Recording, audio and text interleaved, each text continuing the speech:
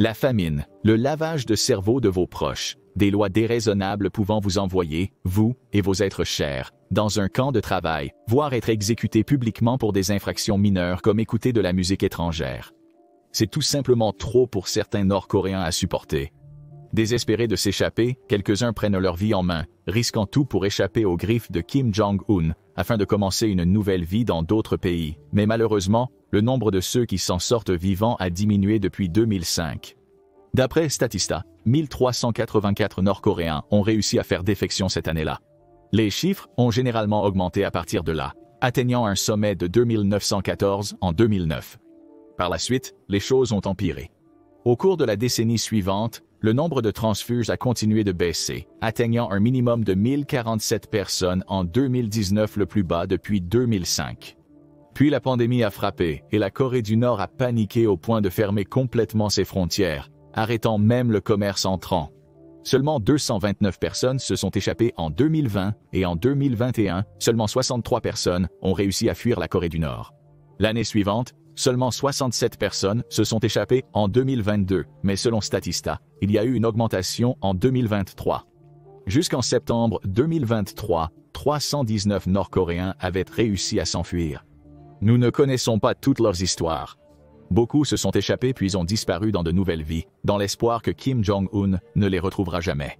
Cependant, quelques-uns ont des histoires à partager qui révèlent comment les seules personnes à s'échapper en Corée du Nord ont réussi à fuir en 2023. Tout commence avec un homme nommé Monsieur Kim. Au début de 2023, il a réussi une évasion audacieuse, fuyant la Corée du Nord par la mer avec sa mère, la famille de son frère et sa femme enceinte jusqu'aux dents. Dans une interview avec la British Broadcasting Corporation, Monsieur Kim, accompagné d'un policier en civil, a raconté son histoire. Il y a eu beaucoup de souffrance, a-t-il dit en expliquant comment la Corée du Nord a réagi à la pandémie de coronavirus. Monsieur Kim dit que la vie en Corée du Nord est devenue encore plus difficile une fois que la pandémie a frappé, l'État diffusant des images de personnes mourant du virus dans le monde entier, tout en instaurant des règles strictes sur ce que les Nord-Coréens devaient faire pour éviter la mort eux-mêmes. La propagande s'est intensifiée. Kim et son peuple ont été avertis que le non-respect des nouvelles règles de la pandémie entraînerait la destruction totale de la Corée du Nord. Lorsqu'un cas de coronavirus 19 était suspecté, des gardes armés mettaient en quarantaine toute une ville ou un village. Les personnes à l'intérieur ne pouvaient pas sortir, n'ayant accès qu'à la nourriture déjà présente dans la ville lors de la mise en confinement. Kim dit que les forces nord-coréennes ont utilisé ces quarantaines pour exercer leur contrôle. Après avoir confiné une ville pendant plusieurs jours, affamant ses habitants, le gouvernement arrivait avec des camions pour livrer de la nourriture. Il prétendait en vendre cette nourriture à bas prix, mais la réalité était que l'État utilisait la pandémie pour briser le moral des gens. Kim dit qu'ils ont fait ces affirmations pour recevoir des éloges, je cite, « comme affamer votre bébé, puis lui donner une petite quantité pour qu'il vous remercie ». Kim a commencé à se poser des questions. Il a commencé à remettre en question l'État, croyant qu'il profitait de la pandémie plutôt que d'instituer des quarantaines pour aider les Nord-Coréens. Au fur et à mesure que de plus en plus de ses connaissances attrapaient et survivaient à la coronavirus disease 19, il s'est demandé si l'État avait exagéré les dangers. Il a commencé à penser que les stricts confinements nord-coréens, avec la fermeture des frontières, n'étaient qu'un prétexte pour opprimer la population. De plus, il a entendu des récits de gens mourant de faim. La fermeture des frontières nord-coréennes a interrompu l'approvisionnement alimentaire étranger, entraînant une flambée des prix et laissant les familles avec peu à manger. Comme l'a dit Kim, vous vous réveilleriez un matin en entendant que quelqu'un dans ce district est mort de faim. Selon les rapports persistants, Kim a souligné que même les agriculteurs nord-coréens étaient touchés par la baisse des approvisionnements alimentaires. L'État forcerait ceux qui avaient une mauvaise récolte à livrer leur propre nourriture, ne leur laissant que très peu à manger. C'est peut-être pour ces raisons que la Corée du Nord a sollicité l'aide du Programme alimentaire mondial en mars 2023. Malgré tout, Kim a survécu pendant des années dans ces conditions ardues. Il est devenu vendeur de sauterelles au marché noir, gagnant suffisamment pour nourrir sa famille de ragoûts. Selon Kim, cela est considéré comme très bien mangé en Corée du Nord. Pourtant, Kim était loin d'être à l'aise. Être un vendeur sur le marché noir en Corée du Nord signifie être constamment à risque d'être dénoncé pour ses activités. Après tout, en dénonçant Kim, un autre Nord-Coréen pourrait obtenir de la nourriture essentielle ou une aide financière. Kim dit qu'il devait souvent s'échapper rapidement lorsqu'il sentait que les autorités de l'État étaient en route, emballant sa marchandise et se cachant avant de reprendre sa carrière illicite le lendemain. Il dit qu'il a rêvé de s'échapper des centaines de fois avant de tenter réellement sa chance, mais c'est la mort tragique de l'un de ses amis qui l'a poussé à bout. Cet ami voulait quelque chose de simple à réaliser dans la plupart des autres pays, un divorce de sa femme, mais l'État lui a dit que le divorce n'était pas possible à moins qu'il accepte d'être envoyé dans un camp de travail. L'ami de Kim était dévasté. Il a accumulé de plus en plus de dettes en essayant de trouver une issue à son mariage jusqu'à ce que tout devienne trop. L'ami de Kim s'est suicidé. Il révèle qu'une visite chez cet ami a été l'un des éléments déclencheurs de son plan d'évasion. Selon Kim, son ami avait griffé les murs de sa chambre au point où ses ongles sont sortis. C'est ainsi qu'il a su qu'il devait s'échapper. Mais Kim savait aussi que ce ne serait pas facile. Il avait une famille en Corée du Nord qu'il ne voulait pas abandonner, donc tout plan d'évasion devait les inclure. Alors Kim a commencé à parler à son frère. Il a été facile de le convaincre, lui et sa femme. Le frère de Kim vendait des fruits de mer illégaux pour gagner sa vie. L'État a sévi, rendant impossible pour lui de pêcher même s'il avait son propre bateau. Quand Kim est venu le voir, il a trouvé un frère plus que disposé à planifier une évasion avec lui. C'était au milieu de 2022. Les frères ont passé 7 mois à planifier leur évasion de là, malgré les défis rapidement rencontrés. Pendant la pandémie, les voies d'évasion traditionnelles à la frontière nord entre la Corée du Nord et la Chine ont été coupées, rendant impossible une traversée à pied. Heureusement, cela n'aurait pas à l'être. Kim et son frère vivaient dans le sud-ouest du pays, leur donnant une autre option pour s'échapper par la mer vers la Corée du Sud. Mais ils ne pouvaient pas simplement monter dans le bateau du frère de Kim et partir. Pour accéder aux eaux nécessaires à leur évasion, le frère de Kim a dû s'inscrire à un programme militaire afin d'obtenir une autorisation. Il aurait la permission d'entrer dans les eaux, a déclaré l'armée, tant qu'il attrapait des poissons que les soldats pourraient vendre pour financer leur équipement. Pendant que le frère de Kim commençait à travailler dans une capacité officielle, Kim a entamé une discussion avec les gardes de sécurité et les gardes-côtes qui patrouillaient sur la côte. Il s'est lié d'amitié avec plusieurs d'entre eux, apprenant leurs horaires de travail et leurs protocoles, jusqu'à ce qu'il réalise qu'avec le bon timing, lui et son frère pourraient sortir leur bateau la nuit sans se faire prendre. Le plan commençait à prendre forme, mais Kim avait encore une autre tâche importante à accomplir, convaincre sa femme et sa mère âgées de faire le voyage avec lui. Elles refusaient toutes de partir, les risques étant bien trop élevés. Finalement, après beaucoup de cris et de cajoleries, Kim a convaincu sa mère de faire le voyage en lui disant qu'il ne partirait pas sans elle et qu'elle serait responsable de son malheur si elle restait. Bien que cela puisse paraître sournois, Kim considérait cela essentiel pour préserver l'unité familiale. Hélas, sa femme s'est révélée être un cas plus épineux. Elle refusait catégoriquement de partir jusqu'à ce qu'elle apprenne sa grossesse. Kim a réussi à argumenter qu'il et sa femme allaient désormais être responsables d'une autre vie et qu'ils ne devraient pas élever leur enfant dans un trou à rats. Il restait encore beaucoup à faire avant que Kim puisse exécuter son plan. Craignant comment l'État pourrait traiter la tombe de son père quand il partirait, la profanation des tombes des proches des transfuges est apparemment courante en Corée du Nord. Kim a audacieusement déterré les restes de son père, emportant le corps dans la nature. Kim dit qu'il l'a brûlé en cendres, emballant les restes incinérés dans une urne pour l'emporter avec lui. Pour la première fois depuis longtemps, sa famille était unie. Cependant, avant de pouvoir voyager, Kim devrait traverser un champ de mines dans l'obscurité pour rejoindre le bateau de son frère. Feignant de cueillir des herbes, Kim a lentement tracé un itinéraire à travers les mines récemment plantées pour empêcher les départs. C'était un pari risqué, mais Kim savait que cette zone n'était pas bien surveillée car les mines étaient censées suffire à empêcher les gens de s'enfuir. Après avoir pris son temps pour élaborer son itinéraire de sortie et cartographier avec succès le champ de mines, il ne lui restait plus qu'une chose à faire. Attendre. Kim avait besoin que la météo et la marée soient en sa faveur pour que son évasion soit réussie. Alors il a attendu un jour où la marée basse et le temps pluvieux pourraient en servir à dissimuler son évasion. Il n'avait pas besoin d'un temps clair. Cela rendrait son bateau plus repérable. Kim avait besoin d'un jour où une alerte en mer était en place, ce qui n'arrive généralement que lorsqu'une tempête se prépare.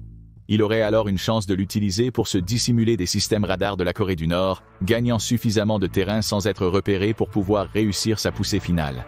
Le grand jour est arrivé. L'alerte maritime a été émise le 6 mai et la marée montait. Kim et sa famille ont traversé le champ de mines pour rejoindre le bateau de son frère. À 22 heures, il naviguait dans l'eau aussi loin que l'accord de son frère avec l'armée le permettait. Puis on continuait. La marée basse a favorisé Kim. Elle a exposé des roches, des blocs et des récifs que Kim et sa famille ont utilisés pour dissimuler leurs petits navires des systèmes radars, conçus pour attraper les bateaux non approuvés dans l'eau. La pluie et le camouflage ont permis à Kim de dissimuler son navire en tant que déchet flottant. Le bateau de Kim se rapproche peu à peu de la frontière maritime, jusqu'à ce qu'il se sente en sécurité pour accélérer. Puis il a activé la manette des gaz. Selon Kim, il a regardé en arrière et a vu un grand navire le suivre. L'État savait qu'il s'échappait, mais le navire envoyé n'était pas assez rapide pour le suivre. Kim et sa famille ont navigué sur les courants jusqu'à traverser la frontière maritime vers la Corée du Sud. À cet instant, toute ma tension s'est dissipée, a affirmé Kim. J'avais l'impression de m'effondrer. Libéré de l'oppression nord-coréenne, Kim a navigué sur le bateau de son frère vers l'île de Yonggyeong, faisant clignoter ses lumières jusqu'à ce que la marine sud-coréenne le repère et sauve sa famille. Cependant, il n'était pas encore libre de débuter sa nouvelle vie. Le service national de renseignement sud-coréen, craignant des espions nord-coréens, a interrogé Kim et sa famille pour vérifier s'ils étaient de vrais transfuges. Satisfait des réponses de Kim, le service l'a ensuite placé avec sa famille dans un centre de réinstallation pour les informer sur la vie en Corée du Sud. La transition serait difficile. En octobre 2023, la famille a emménagé ensemble dans un appartement, juste à temps pour que la femme de Kim accouche. Des choses anodines pour la plupart, comme prendre le métro, étaient étrangères à Kim et sa famille. Mais ils s'adaptent et avec le temps, ils s'intégreront pleinement dans leur nouvelle société. On dirait que je suis né une deuxième fois, dit Kim en parlant de sa nouvelle vie. S'adressant au Japan Times, il dit qu'il n'avait jamais vu un avion voler dans le ciel quand il vivait en Corée du Nord. Désormais, il les voit souvent. Grâce à une foire d'emploi dédiée aux transfuges nord-coréens, il a l'opportunité de décrocher son job de rêve comme navigateur de navire. L'évasion de M. Kim a défini le schéma d'exil des transfuges nord-coréens en 2023. À l'époque où plusieurs milliers de personnes quittèrent la Corée du Nord chaque année, la frontière du pays avec la Chine était le choix par défaut. Comme le souligne le pasteur Stephen Kim, qui travaille pour la mission JM, pour aider les Nord-Coréens à s'échapper via la Chine, environ 1000 personnes franchissaient chaque année la frontière chinoise. Depuis la pandémie, ce nombre est tombé à seulement 20, Kim affirmant qu'il ne connaît que 4 de ces évadés qui ont réussi à se rendre en Corée du Sud. Il soupçonne que d'autres ont été détenus en Chine et possiblement renvoyés en Corée du Nord. Cela ne laisse que la mer comme option pour s'échapper en 2023. Comme le souligne Sukil Park de Liberty in North Korea, il dit que les types d'évasion menés par des personnes comme M. Kim ont toujours été rares, ce qui n'est pas surprenant étant donné ce que nous savons de l'histoire de Kim, et que beaucoup ne réussissent probablement pas. Ces évasions maritimes requièrent une planification minutieuse, un courage incroyable et un déroulement miraculeux, affirme-t-il. Il y a sûrement beaucoup plus de Nord-Coréens qui ont tenté sans succès de s'échapper. M. Kim était l'un des chanceux.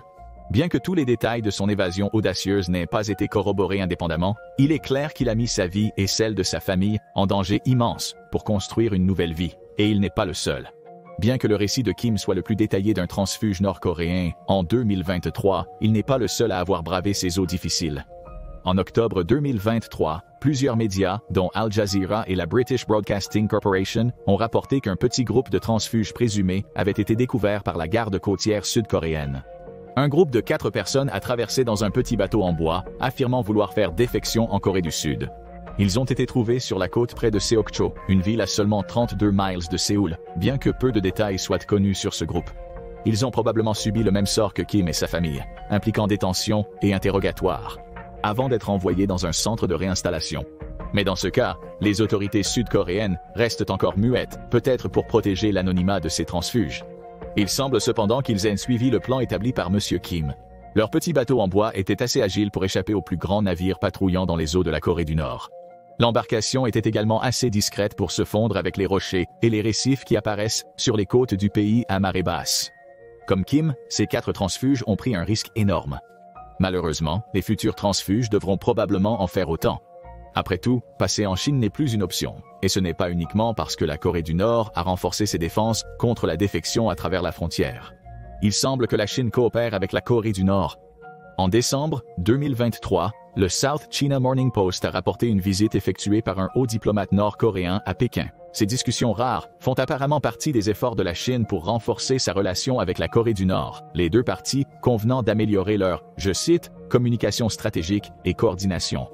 Ce que cela pourrait signifier à l'échelle géopolitique n'est pas entièrement connu, mais pour ceux qui souhaitent s'échapper de la Corée du Nord vers la Chine, cette coopération accrue est une mauvaise nouvelle. Un rapport de Reuters publié quelques jours avant l'article du South China Morning Post souligne que les Nord-Coréens qui étaient en Chine ont commencé, je cite, à disparaître.